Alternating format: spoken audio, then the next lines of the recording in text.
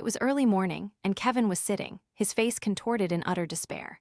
In his wildest dreams, his wife had never imagined such a tragic turn of events. He burst into tears, not out of anger, but because he had overslept and forgotten to cook breakfast. As a result, his wife Mia had nagged him relentlessly, drilling into his ears until they ached. By noon, their mischievous child, their little devil, had reported him for wetting the bed and damaging household items. And if, by evening, he were to upset Mia, he'd surely receive a beating instead of dinner. Just having escaped his wife's wrath, Kevin made an ill-fated call to Master Vao, his endearing teacher. Master Vao had previously told him that today Kevin would finally be free from his wife's clutches, but arriving at Master Vao's house, he was greeted by an equally dejected face. Kevin had planned to invite him out for drinks, but the sight completely killed his mood.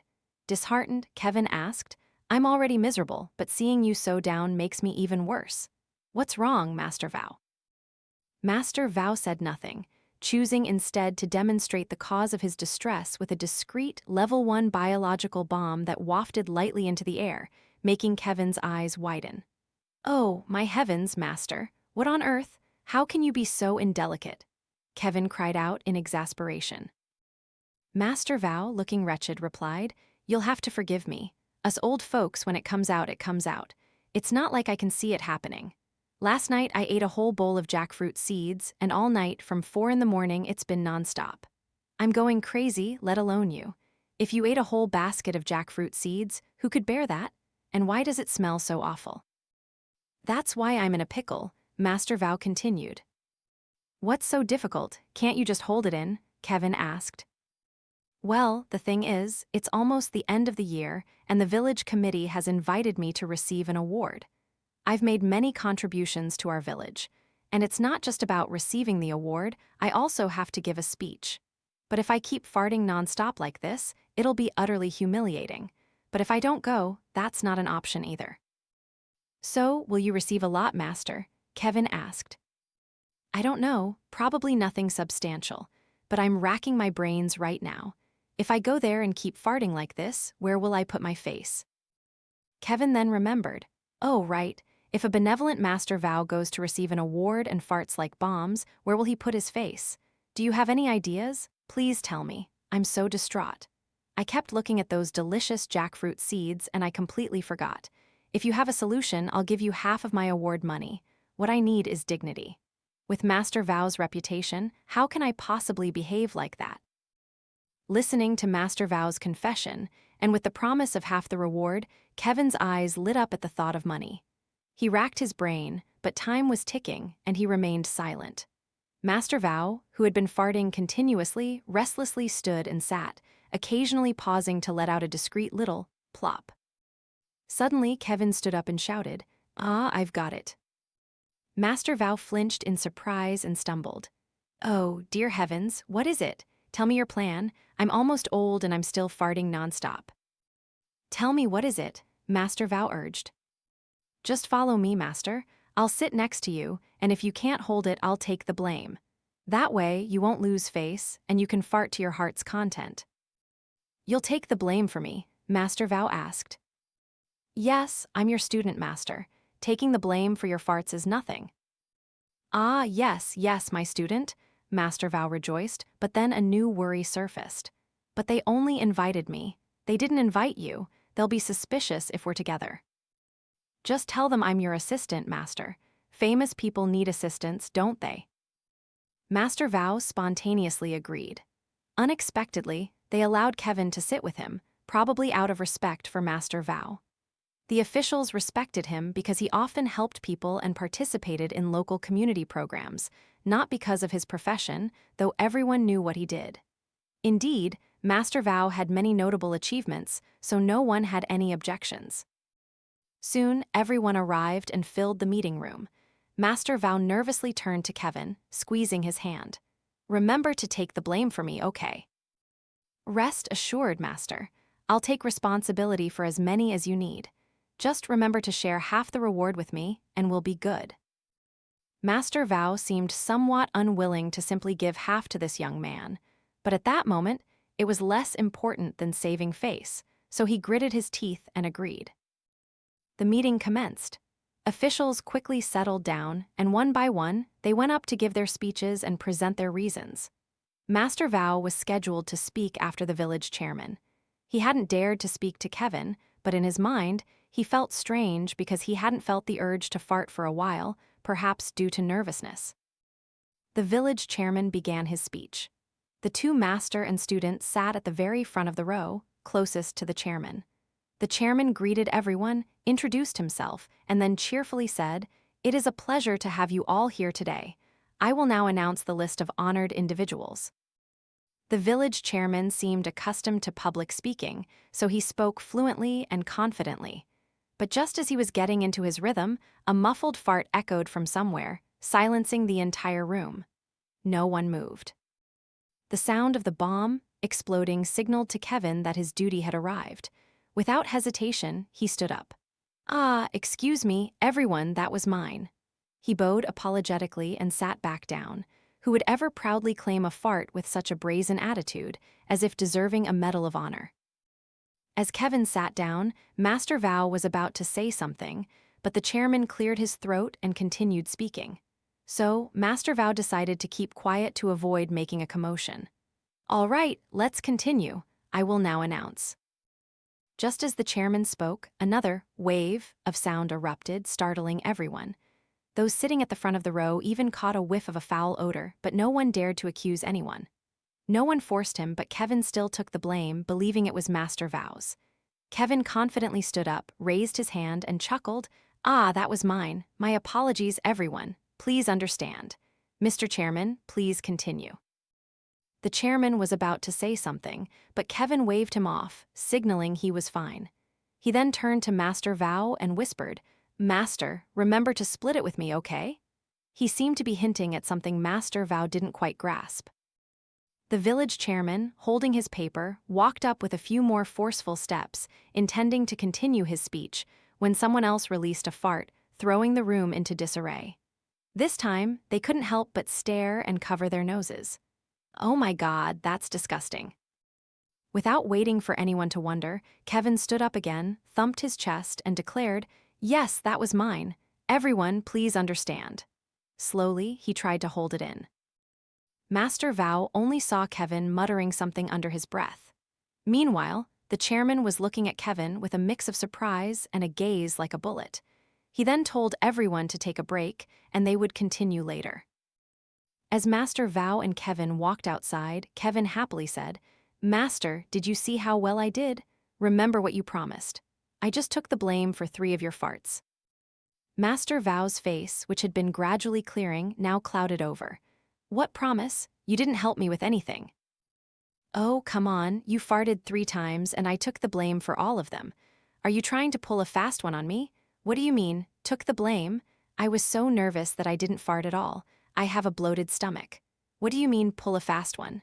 Everyone in that room heard 3 farts continuously, not just me. Master Vao nodded. "Well, I heard it, I'm not deaf, but it wasn't mine. Whose was it then? I'm still wondering. So innocently you say that, and I'm utterly dumbfounded. So you took the blame for everyone else's? Good heavens, where's your dignity, boy?" Master Vao chuckled, looking at Kevin's overzealousness.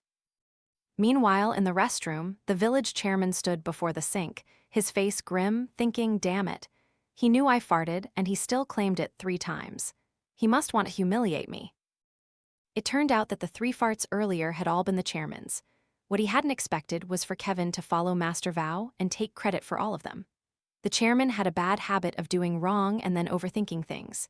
He thought everyone in the room knew it was his farts because the sound was too loud. At that moment, only he had been standing there. And yet, that brazen young man stood up to claim them. Wasn't that deliberately trying to make him lose face? The ceremony continued.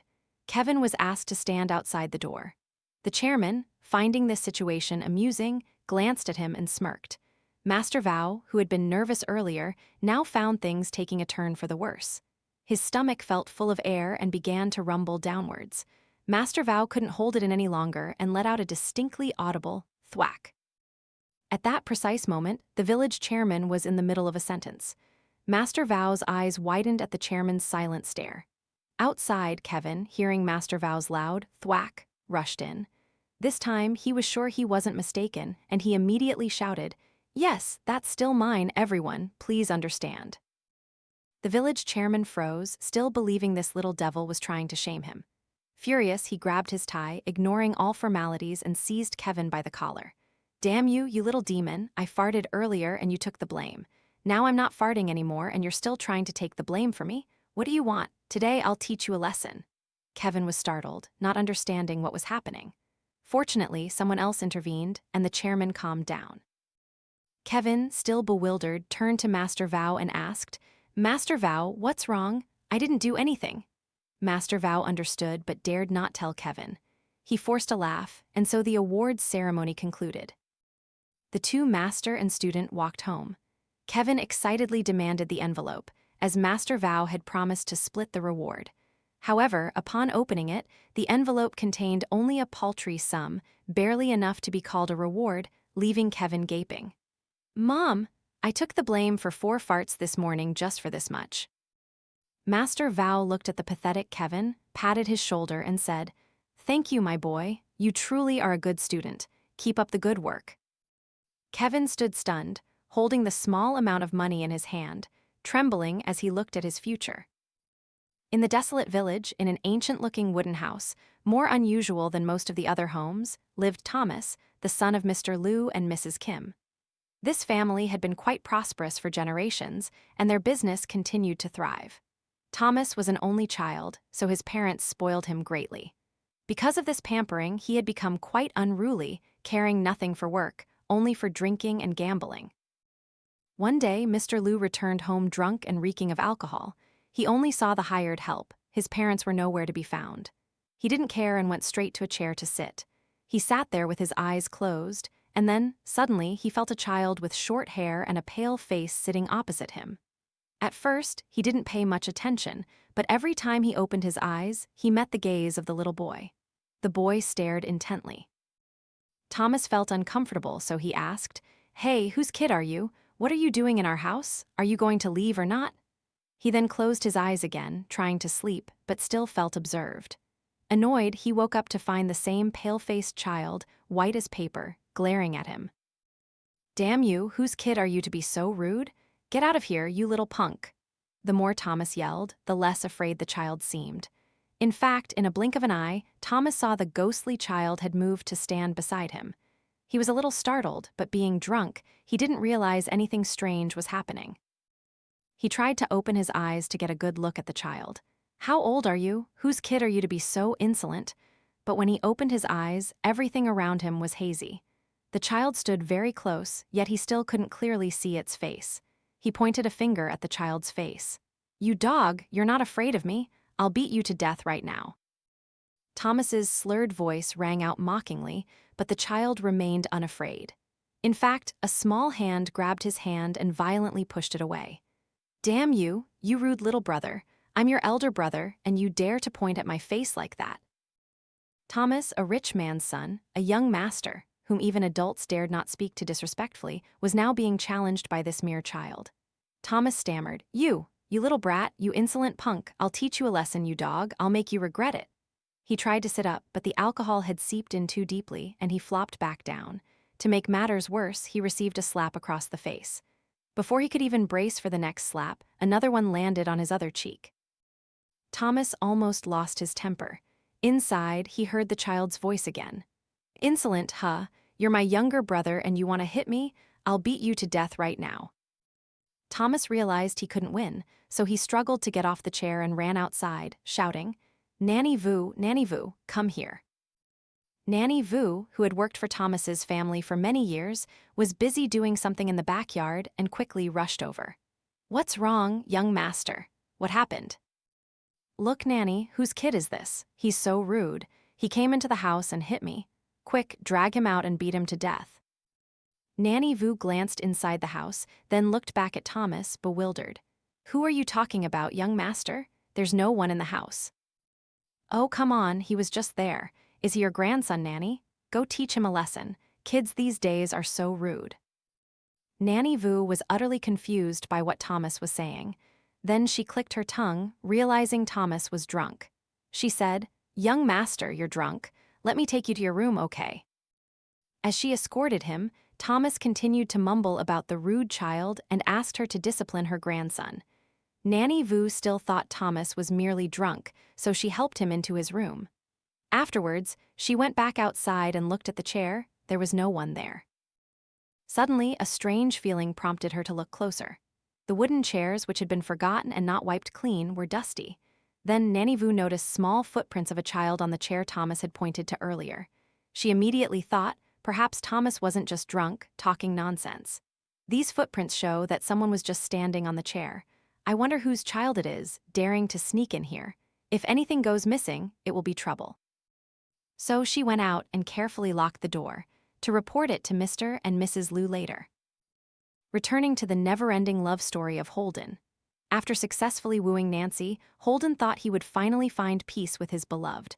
But no.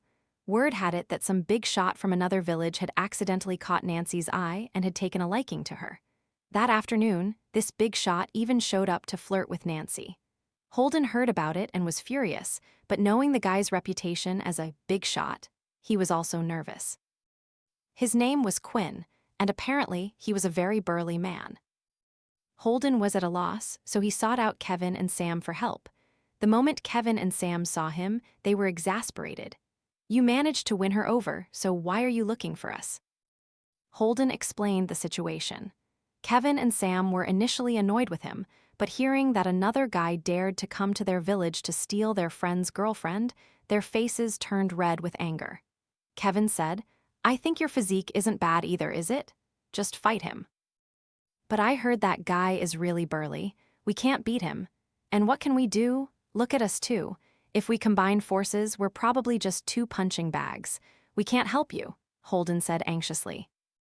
Suddenly, Sam had an idea. Is that guy here yet? Yes, he's at Mrs. Vao's tea shop, with 2 or 3 of his guys, Holden replied. Sam stroked his chin and said, Okay, to be safe, let's go check him out first. See what kind of guy he is. If we think we can take him, we'll fight. If not, we'll run. Holden agreed. Okay, let's go see what he looks like. He probably knows Nancy has a boyfriend, and he definitely knows your face. If he catches you, you're toast. I'll go instead. All right, you go help me. What does that guy look like, so I can recognize him accurately? He has a round face, a buzz cut, and often wears shorts with a jacket that has an eagle graphic on the back. At Mrs. Vao's tea shop, Quinn was sitting with his gang, waiting for the time to meet Nancy. Quinn had thrown his jacket on a nearby chair and was casually sipping his tea. As he was relaxing, his henchman, Chip, approached, knelt, and asked, Boss, can I borrow your jacket for a bit? I really like it. Chip was Quinn's loyal henchman, and he always took his boss's jacket to wear for a bit. Quinn readily gave him the jacket with the majestic eagle.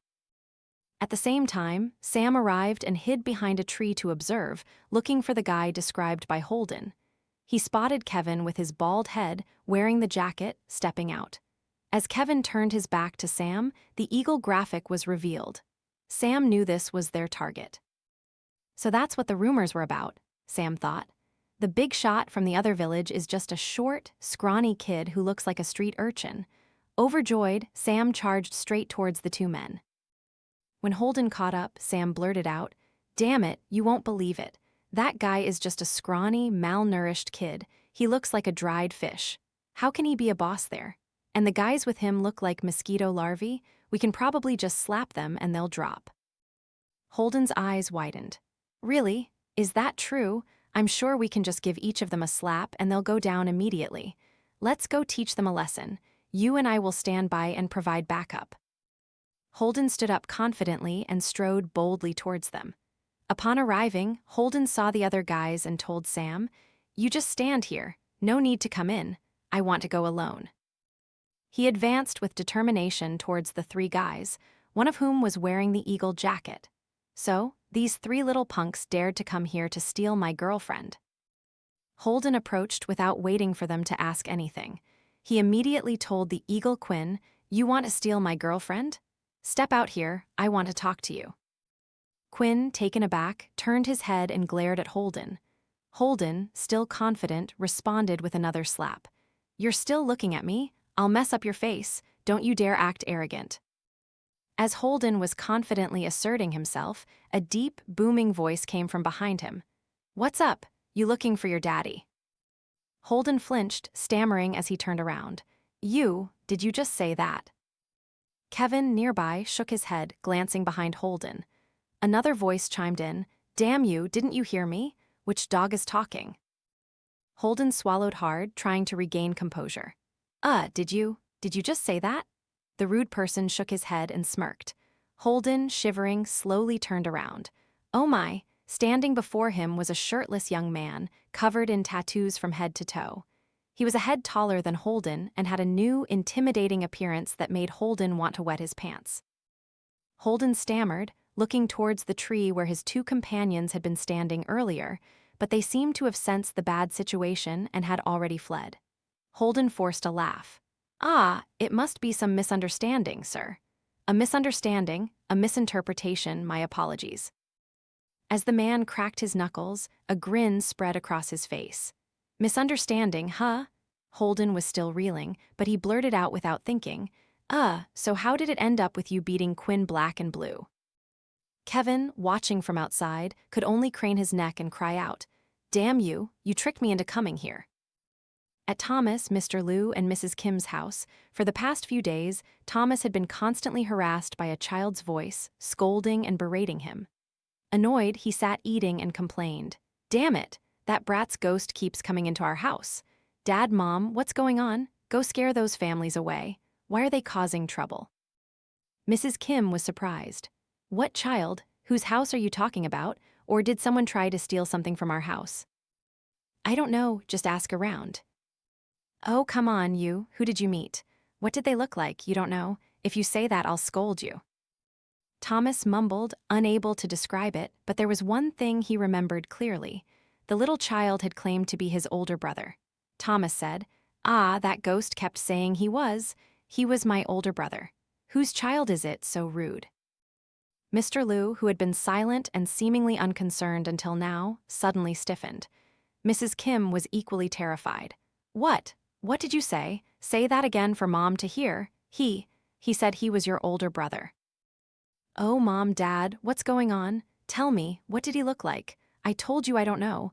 My eyes kept getting blurry and I couldn't see anything. He just kept calling me his younger brother. Did he say anything else?" Thomas shook his head. Mrs. Kim gripped her husband's arm tightly. "Thump, thump, it's over." "Dad, Mom, are you hiding something from me?" No, we're not hiding anything. Come on, son, eat your dinner. Dad has something to do." Mr. Liu stood up clumsily, accidentally stepping on a broken piece of a rice bowl that had fallen earlier, causing his foot to bleed. Mrs. Kim cried out, "Oh my God, you're so careless." Blood oozed from his foot, and he was in great pain. They quickly took him to the infirmary. At home, Nanny Vu hurriedly cleaned up the broken pieces. As she picked up the broken bowl, Nanny Vu shrieked when she saw small footprints of a child in the pool of Mr. Liu's blood. Nanny Vu was terrified, realizing that a ghost was haunting this house, not just some random kid. As soon as Mrs. Kim returned, Nanny Vu recounted the story, making Mrs. Kim even more frightened. A moment later, Nanny Vu heard Mrs. Kim scream again. She tried to go inside, but the door was bolted. Mrs. Kim screamed, "Don't come in here." Nanny Vu didn't dare to force the door open and stayed outside, waiting. A moment later, she saw her mistress open the door and come out, but with a pale, sweaty face, indicating she had just witnessed something terrifying. Nanny Vu wanted to ask what happened, but seeing Mrs. Kim's demeanor, she dared not.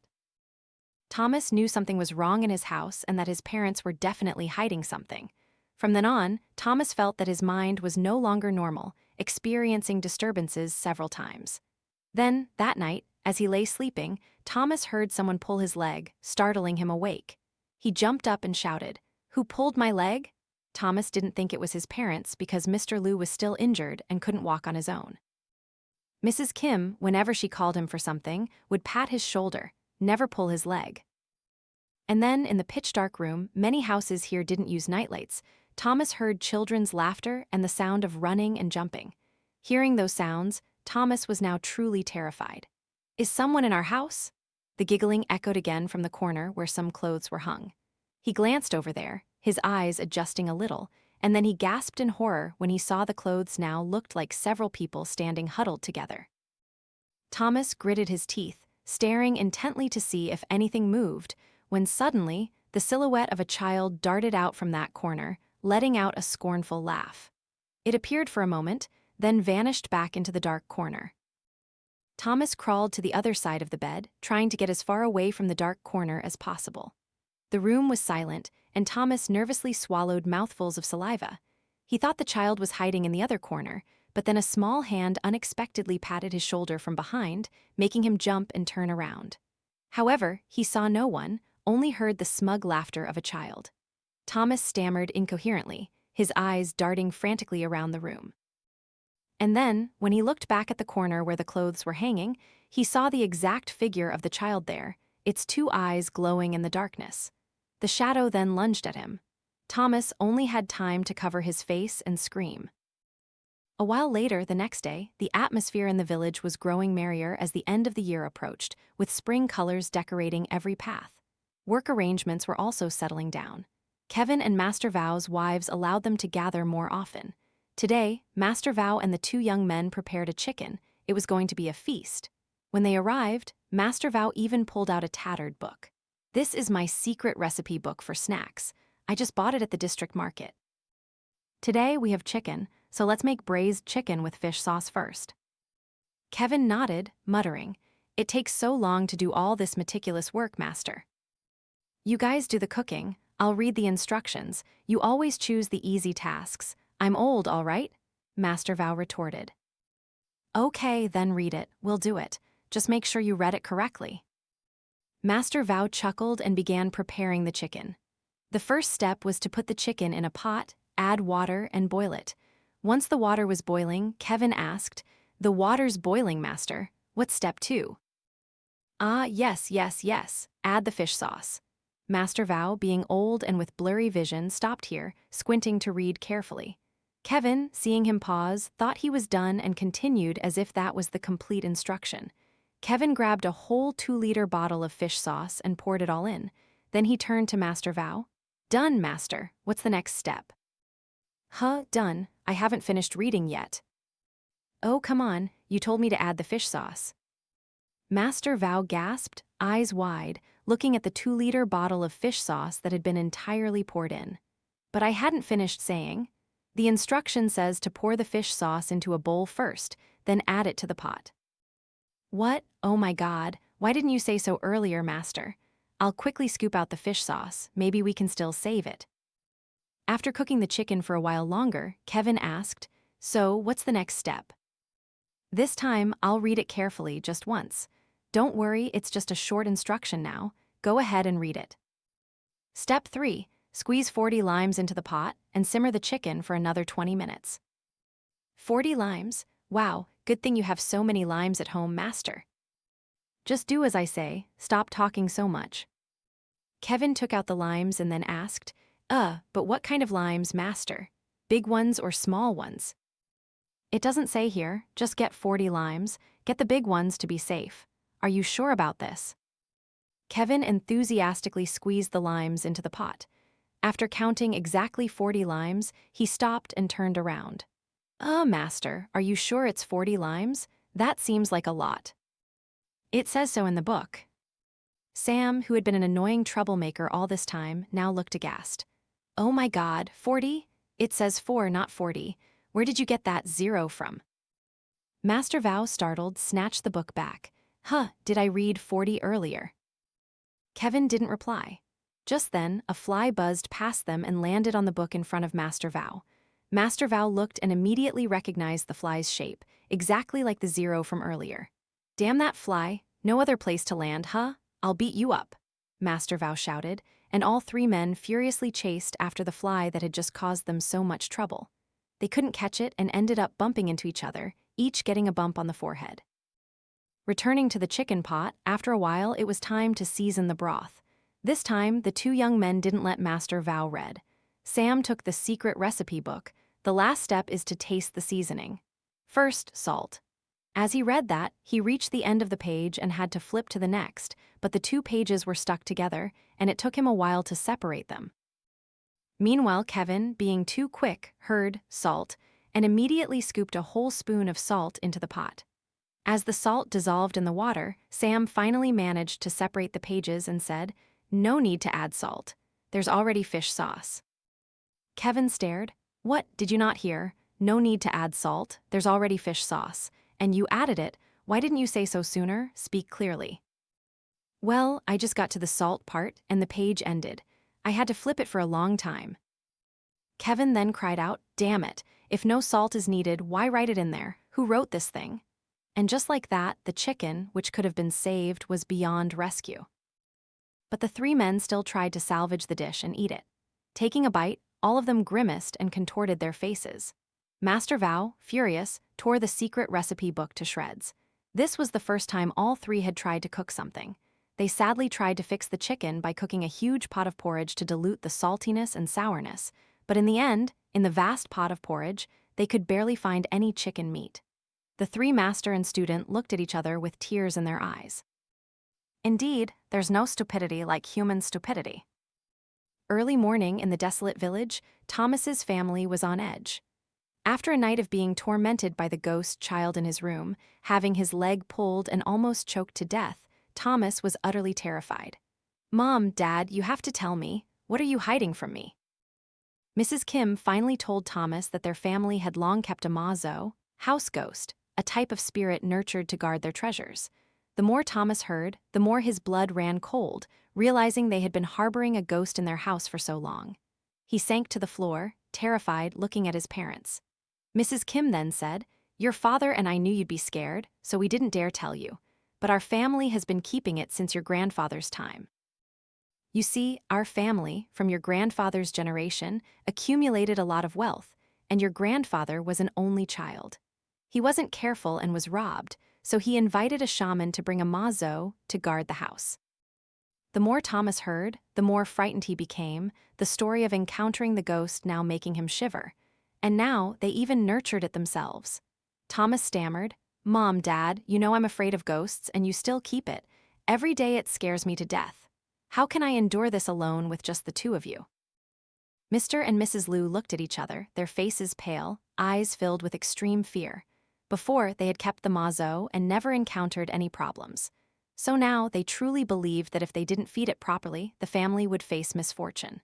There was one time when they went on a trip, intending to return in the evening to feed the Vao properly, but they encountered an accident on the way back. Rushing home, they couldn't prepare the usual food. It was already past the forbidden hour. Mrs. Kim thought that feeding it a little later wouldn't matter. Little did she know, her son was now suffering the consequences. Thomas was so scared that he demanded his parents get rid of the Vao. But the two elders seemed hesitant when this topic came up. "We can't, son. Once you nurture it, you can't just get rid of it. Try to be patient, your parents will find a way." Thomas initially refused, being grown up, and even asked to sleep with his mother. He worried his friends would laugh at him if they found out. But that very night, as soon as he lay down and closed his eyes, Thomas opened them in horror, staring straight at the ceiling, hearing the ghost's snickering laughter. Looking up, he saw a child sitting there, swinging its legs, looking down at Thomas. Thomas was paralyzed with fear. The ghost leaped directly onto Thomas, then squeezed his throat, choking him. Thomas struggled and cried out, but it was too late. The ghost, in the form of a child, was incredibly strong. Thomas couldn't resist it and was powerfully choked. Thomas's eyes rolled back and the ghost stopped laughing, switching to a guttural growl. It said something that Thomas, losing consciousness, caught only bits and pieces of. "You miserable wretch, why do you live in luxury while I had to die? I am your older brother, I should have lived like you too." Thomas didn't understand what the ghost was saying, only felt himself about to collapse. Fortunately, someone knocked on the door and rushed in, causing the ghost to release its grip. Thomas clutched his head and cried out in pain. Thomas was rescued but was utterly terrified, sitting with his parents, trembling uncontrollably. Mrs. Kim finally saw her son was a little calmer and sighed. Today, after talking to Thomas, she and her husband went to see the shaman who had helped them bring the Vao home, explained the situation, and brought the bell with them. Fortunately, it really worked. That night, Thomas had to sleep with his mother to get a good night's rest. Now, saving face was less important than a peaceful sleep. Mrs. Kim was constantly anxious, sleeping lightly, always checking to see if anything was wrong with Thomas. Meanwhile, at Kevin's house, Master Vao had come over. Today, Kevin's wife had invited Master Vao and Sam's wife over for dinner. The wives were off somewhere, leaving the three men to cook at home. As they were cooking, Kevin remembered they were missing an ingredient and dragged Sam along to the market. Before leaving, Kevin told Master Vao, "Master, please simmer the chicken for us, okay? Let it simmer for a bit so you can season it, then take it off the heat.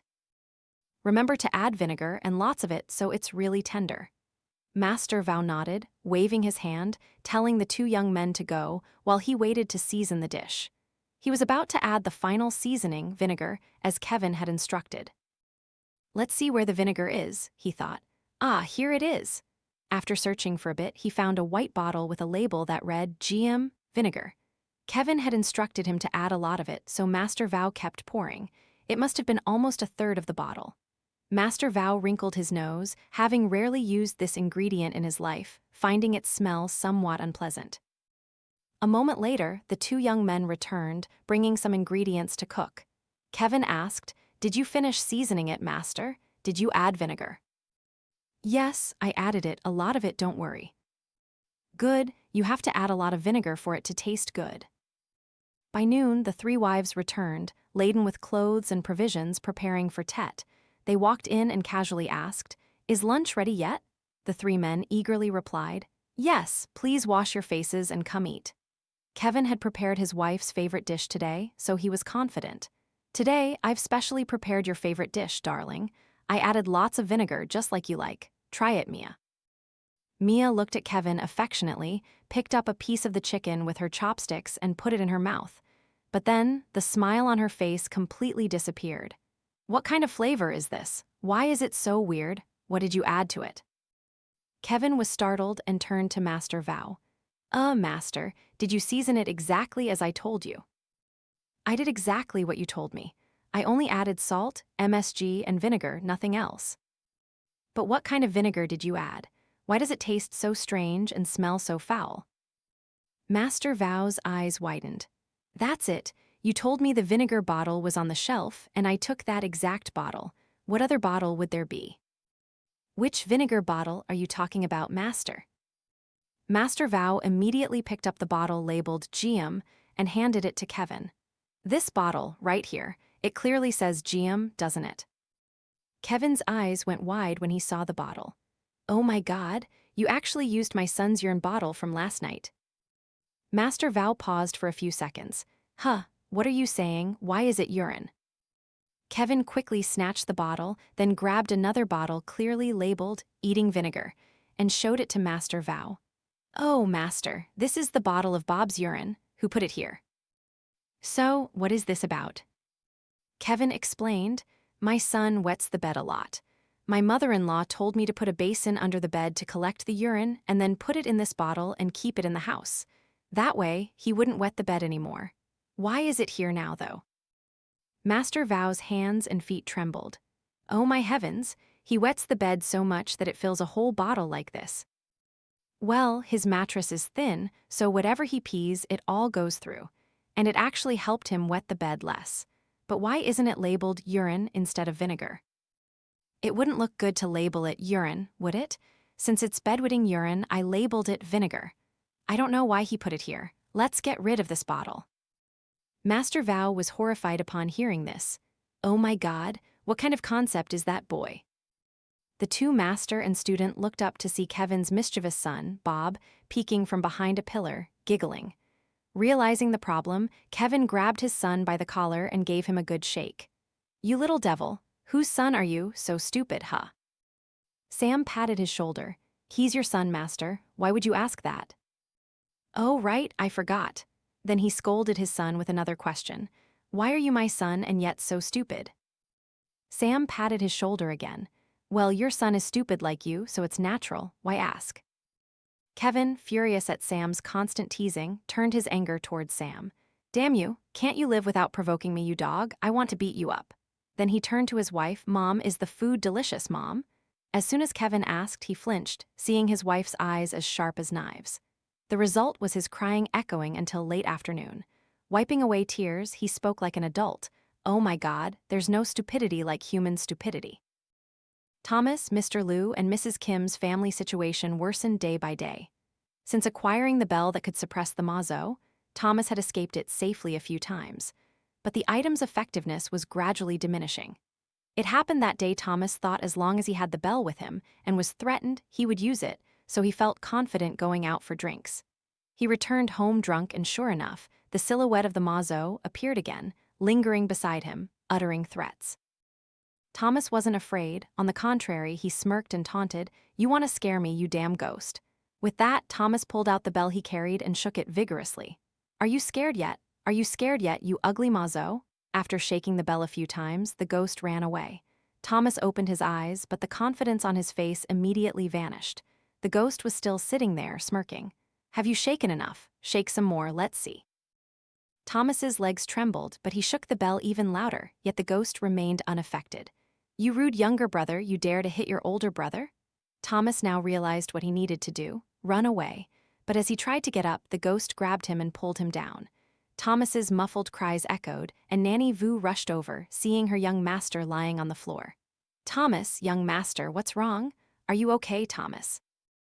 After that incident, Thomas's parents realized the bell could no longer suppress the ghost, so they quickly invited the previous shaman to their house.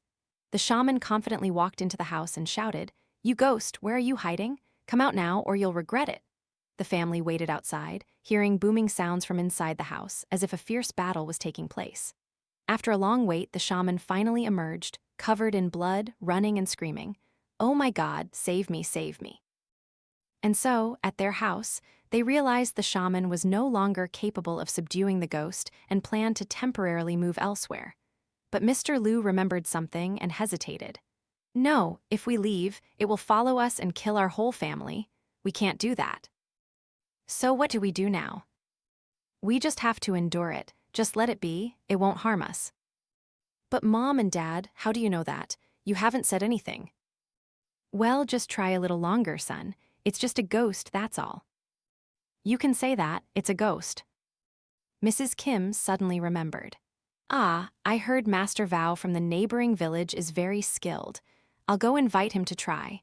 Who knows if it will work, or will he get beaten to a bloody pulp like the previous shaman?" "Just invite him. It's better than our son encountering a ghost all the time." So, after that, the whole family decided to invite Master Vao to exorcise the mazo. In the village of Sam's family, Master Vao, Kevin, Holden, and Sam were sitting on a mat, playing cards, their legs crossed. It was almost Tet, and it was also the time when they started enjoying their little indulgences. With a determination for revenge, the four gathered to practice. This year, they vowed to win back what they had lost. Master Vao sat close to Kevin and the others. Kevin chuckled. Sam looked as if he had been robbed. Master Vao, having won a round, let out a loud, triumphant cry. 5,000 a round, I bet 5,000? Kevin cautiously asked again to confirm. Master Vao nodded, then dared to deal the cards. Master Vao revealed his cards, his face scrunching up because he was once again in the dreaded 16 points situation. If he drew, he risked busting, but if he didn't, he might lose. After much deliberation, he decided to draw another card. He drew the card, his hand trembling, sweat pouring out. Before he could even look at it, a rude young man carrying a radio walked past on the street, and the sound from the radio echoed. In ancient times, there was a maiden of 16, who didn't draw, she still busted. She busted on 10. Master Vao, hearing that insulting song, furiously jumped up. "Damn you, don't you have anything better to do? Inviting the spirits of your ancestors. You just wait, I'll catch you," he shouted, then turned back, nervously squeezing the card he had just drawn. Master Vao was no longer himself. He was overjoyed, accidentally exclaiming, I won, I won." He was so happy because the card he had just drawn was a 5, making his total 21 points. It would be a waste not to take the money here. So Master Vao eagerly reached for the money, but Kevin immediately stopped him. "Master, why are you so hasty? I haven't said anything yet." "I revealed my cards, I have 21 points. What are you waiting for? Let me take the money. What are you stopping me for? I'll hit you right now." Kevin then said, 21 points, I'm not done yet, let me take another card." Master Vao grumbled, eyeing the 5,000 dong note. "Fine, if you want to take a card, go ahead. You have 9 points, I dare you to get 2 more aces." Master Vao was actually quite nervous. What if he really drew an ace? He would only regret it. Kevin drew a card and revealed it. It wasn't an ace. Master Vao immediately shouted, then reached for the 5,000 dong note again. There, I told you, it's not an ace, my money. Kevin, however, reached out another 5,000 dong note. Oh, Master, why are you so hasty? Are you so short on money? I'm not done yet. It's not an ace, but it's an ace. I only have 20 points, let me draw one more card. Why are you rushing? Master Vao was furious, but the chance of Kevin drawing another ace was impossible, so he grudgingly conceded. All right, then draw quickly. Kevin immediately drew a card and revealed it to everyone, and to their dismay, it was yet another ace. Master Vao could only look up to the sky and sigh. Oh, heavens, what have I done to deserve this? Master Vao didn't notice the other three men exchanging knowing glances. It turned out that as soon as Master Vao had yelled at Kevin, they had secretly tampered with the cards, and Master Vao hadn't realized. But they hadn't won the previous round, so they wanted to play another. Master Vao agreed. This time, he bet a whole 10,000 dong per round. The cards were dealt again. Master Vao, trembling, found himself in the same situation as before. Just as he was pondering his card, the same rude young man with the radio walked past on the street again. In ancient times, there was a maiden of 16, who didn't draw, she still busted. She busted on 10. This time, Master Vao didn't yell. He remembered that earlier, he had gotten a maximum of 5 points, and it was just Kevin's luck, so this time Master Vao still ran out, but he grumbled. Where are you going? Come in and play first. Oh my God, whose child is this? So handsome and dashing, keep up the good work. Master Vao smiled brightly, thinking this would bring him luck. He flipped his card and was momentarily relieved, for it was indeed a 5 again. This time, I'm sure to win. As Master Vao reached for the money, Kevin stopped him. Master, why are you so unfair? You still want to take my money? I have 17 points, I win. Master Vao shouted loudly, What? I have 21 points. What win? Kevin flipped over Master Vao's cards, revealing 4 cards underneath. Master Vao's mouth hung open as he looked at the 2 5s on top. How did this happen? When did I draw them? Oh, come on, you drew 2 cards. 2 5s and 16 points is 26 points, you busted. I win. But why would I draw 2 cards with 16 points? That's too many. How would I know? You're the one who drew them, not me. Stop holding on to it. If you lose, don't come looking for me. Master Vao cried out loud as the card game ended. The 4 men tallied up, and Master Vao grumbled, Damn these young punks, you're taking an old man's money. Isn't that horrible? Sam turned, also crying, You think you're the only one who lost, Master? I lost even more. Kevin added, Me too. The 2 continued as if only they had lost, losing heavily. This is bad. If their wives find out, they'll be beaten to death. Then the 3 men looked at Holden. Holden flinched. Why are you looking at me? I broke even. I didn't win a single penny. I only brought 5,000 and I have exactly 5,000 left. Holden showed it to everyone, even emptying his pockets to prove it. Master Vao then wondered, how can that be? 4 people playing, 3 lose and 1 breaks even, so who won? Kevin immediately replied, If you ask me, even I don't know. Sam scratched his head. Oh, right, 3 lost, 1 broke even, so who won? I can't figure it out. The 4 men were puzzled until noon, when everyone went home. They spent the entire afternoon racking their brains, trying to figure out who won, but couldn't. Master Vao was intensely calculating when he heard a voice from outside the gate. Master Vao, is anyone home, Master? Concentrating so hard, then hearing a call, Master Vao stumbled out. Did you figure out who won yet? So, who won? Tell me, I can't figure it out. Mr. Liu looked at Master Vao, bewildered. Won? Won what? Master, I don't understand what you're saying. Please, please come in. Master Vao eagerly went in, took off his pants to dry them, then poured water for his guest. He hadn't yet asked why this man was looking for him.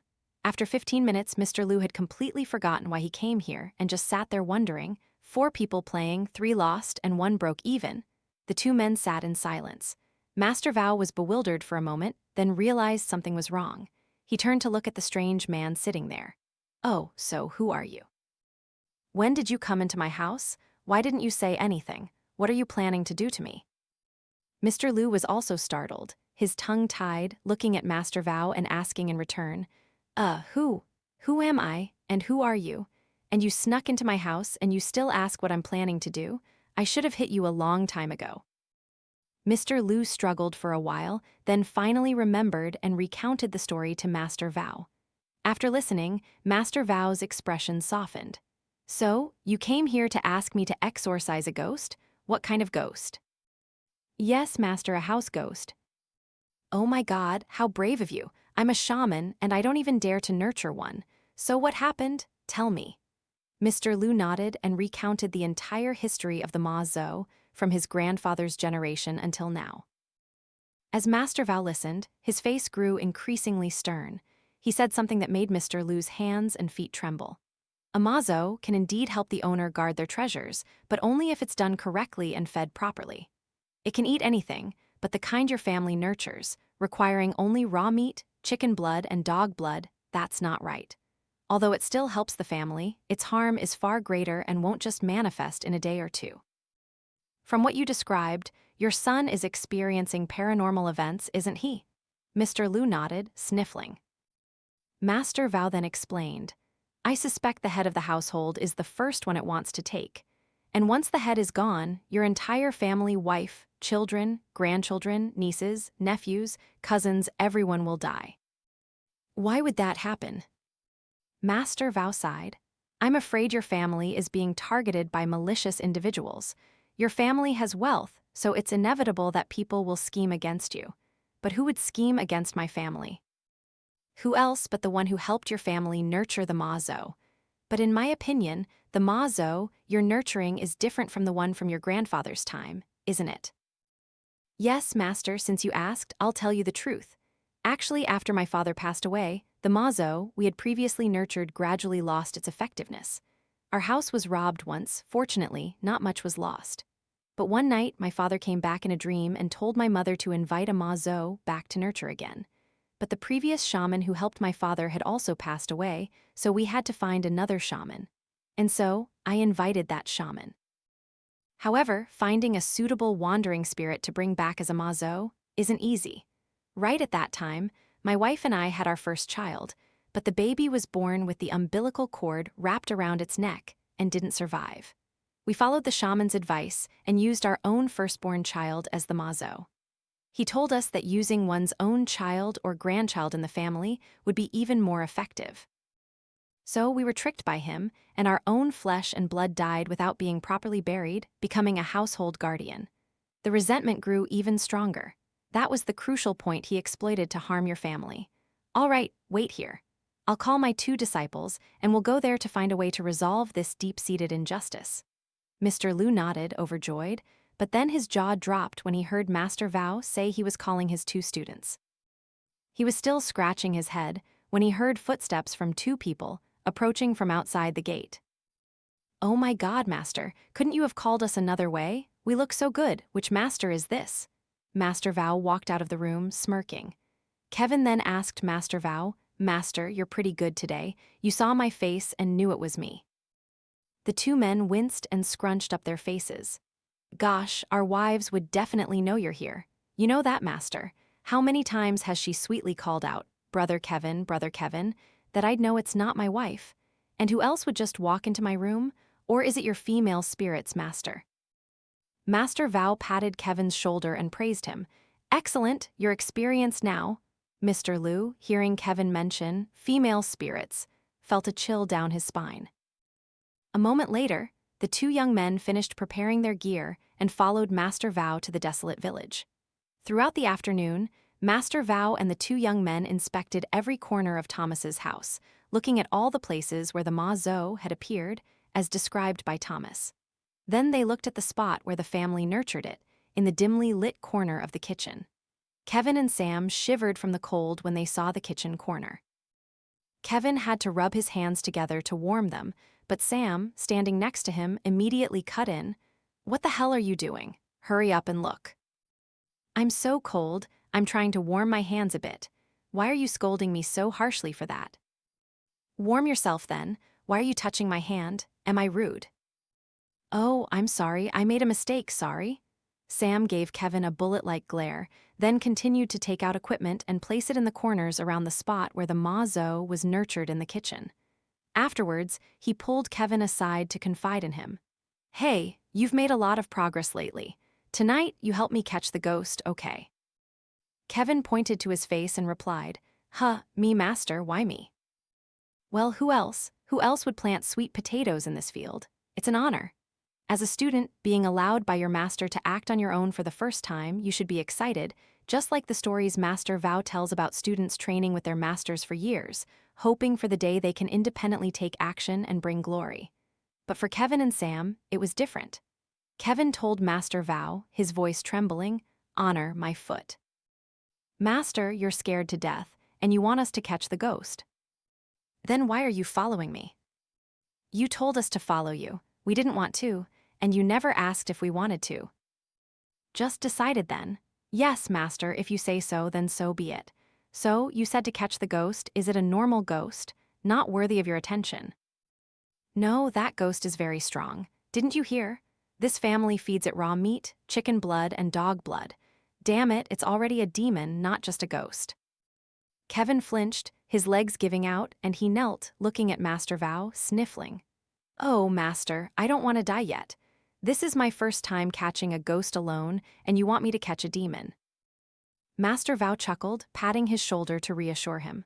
"Don't worry, I won't let you die. It drinks chicken blood and dog blood, so those things won't affect it. But human blood, not yet. Tonight you go in there and take the enchanted knife I gave you. Cut your hand and let a drop of blood fall on it. When it appears, slash it once and you're done. See? Easy." Kevin pondered, but it sounded simple enough, so he nodded. "Really? It really is, isn't it? You're not lying, you devil." "You'll have to wait outside the door for me, master, okay? If I scream, come in right away."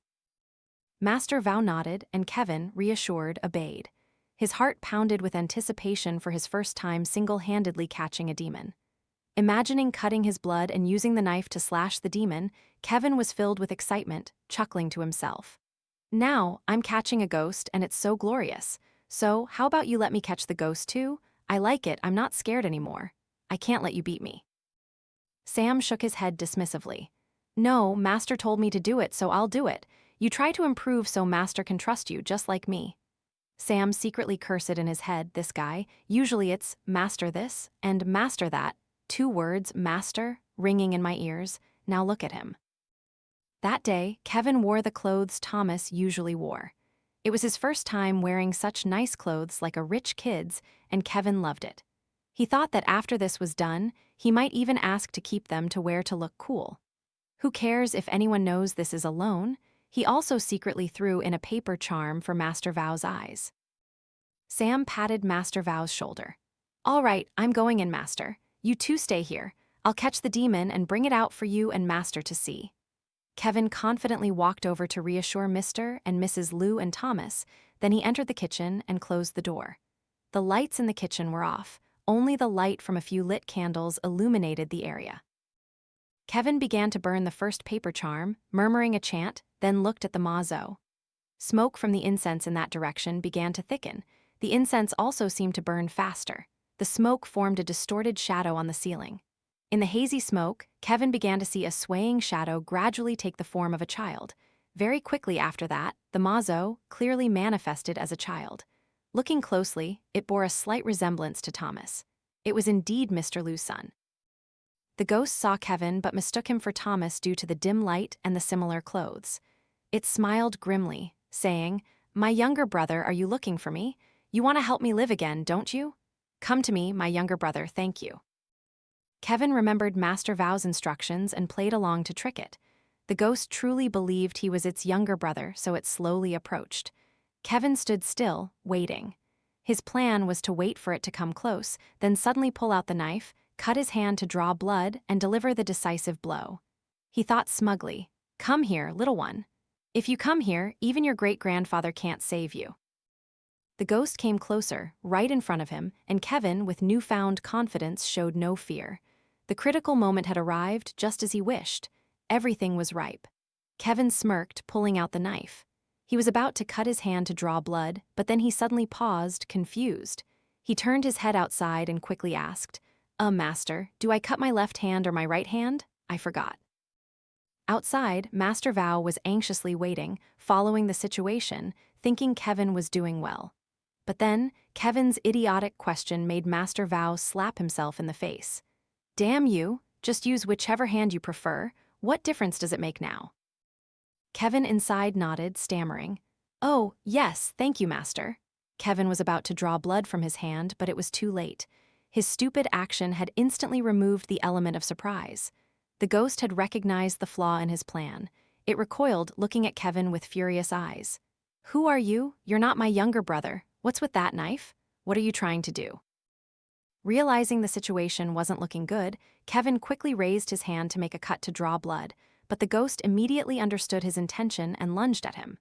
It jumped fiercely, and with one swift strike, the knife broke in half. The blade went one way, the handle another. Even though it had been enchanted, as Master Vao had said, the ghost had consumed blood and flesh for many years and was very strong. The knife hadn't even touched living blood. To it, it was nothing. Kevin looked bewildered at the broken handle. Now, looking at the demon, he was utterly confused. It lunged at him, pinning him down and beating him violently. Kevin cried out in his head, "Master, save me! Master, save me!" Master Vao, realizing the danger, also rushed in. Seeing his student being attacked, he quickly calmed the Mazo, which was thrown to one side. Master Vao and Sam tried to subdue the ghost, but it was very difficult because the knife was broken and unusable. They could only use paper charms to temporarily fight it. Master Vao quickly lost his breath due to his age. He tried to lunge forward, but was slapped and bruised. The ghost looked at the struggling master and student, laughing gleefully. "You miserable wretch, you think you can beat me? You old hag, you look like a dried monkey. You're a man without a child." Master Vao was tired, but hearing the ghost insult him so viciously made him furious. Blood from the floor immediately surged, soaking his hands, and he lunged at the Mazo like a hungry tiger. The ghost was also surprised and couldn't react in time. Where did this old man, whom I despised earlier, get such strength from? For Master Vao, his looks, even if ugly, he might accept. But to endure the pain of having no child, that was too much. Master Vao then roared, "Damn you, you rude ghost, who says I have no child? I can even give birth to you, you worthless demon. I'll beat you to a pulp." The ghost was thrown on its back, and Master Vao slapped it repeatedly with his bloody hands. It hurt so much that it quickly begged for mercy, but Master Vao had to hit it 10 more times before stopping. He was so excited, perhaps due to the ghost's taunting, that after beating it, he rushed to Sam, grabbed his hand, and jumped up and down. "Sam. I beat it up good." Sam, overjoyed, jumped and danced. "Oh, Master, you're so good. You caught the ghost and you don't even have a scratch. I'll go pick up the pieces that flew all over the place for you." Sam danced to imaginary music in his head and then turned to mock the ghost. "What do you think, ghost? You face Master Vao, huh? He's a powerful one." Master Vao and Sam were still celebrating their easy victory over the ghost when suddenly someone patted Master Vao's shoulder. Master Vao asked, "Who is it?" "What do you want to say? I'm celebrating right now." Mr. Liu patted him again. Master Vao turned to him. "You want to thank me? Wait until later when more people are here. Don't spoil the fun." Master Vao continued dancing with Sam when Mr. Liu patted his shoulder again, exasperated. "Master, what's wrong? What's going on? I caught the ghost, don't worry." Mr. Liu looked at Master Vao helplessly, then turned away, only to look back and whisper, "But Master, but what?" "What but? I caught the ghost, don't worry. But what about your student?" "My student, he's dancing with me." "I mean that one over there." The 3 men now remembered, stopped dancing, and turned to look.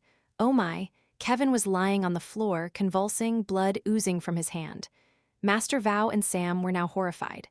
"Oh my God, is anyone here? Save Kevin. Quickly, save Kevin. Get him to the hospital, Mom." "I told you to cut your fingertip, not your wrist, you fool." The crowd became frantic, some trying to stop the bleeding, others carrying Kevin to the hospital.